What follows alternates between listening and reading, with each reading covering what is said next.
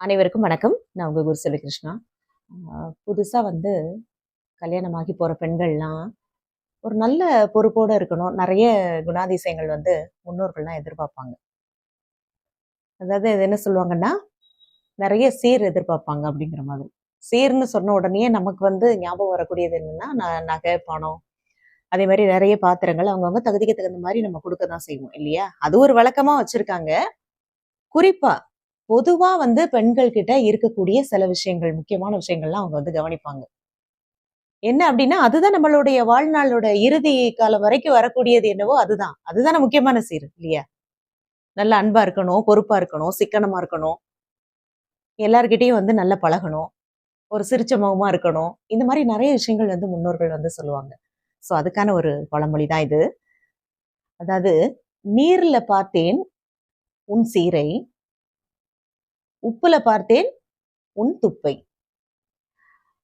நீர்ன்னு சொல்லும்போது நம்மளுக்கே நல்லா தெரியுது இல்லையா? சோ அப்ப என்ன செய்யணும்? தண்ணி எந்த அளவுக்கு சிக்கனமா பெண்கள் பயன்படுத்துறாங்க.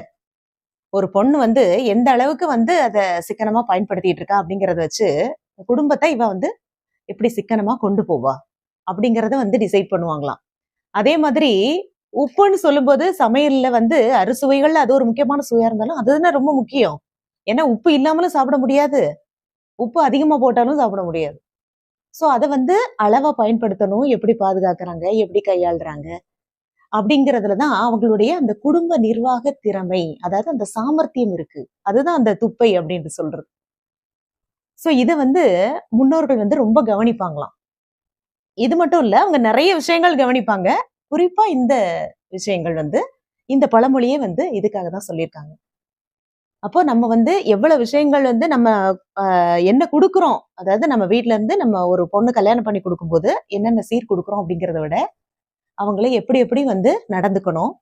என்னென்ன குணாதிசயங்கள் அவங்களுக்கு இருக்கணும்? அப்படிங்கிறத நம்ம ஒரு சீரா குடுக்கும்போது, அவங்களுடைய வாழ்க்கை சிறப்பா இருக்கும். சோ இதுதான் இன்று முக்கியமான பதிவு. முன்னோர்களும் இதுதான் இந்த பழமொழி மூலமா நமக்கு சொல்லியிருக்காங்க. சோ பிடிச்சிருந்தா லைக் பண்ணி, ஷேர் பண்ணி, கமெண்ட் பண்ணுங்க. இது நம்மளுடைய ஆலிசல் சேனல். நன்றி.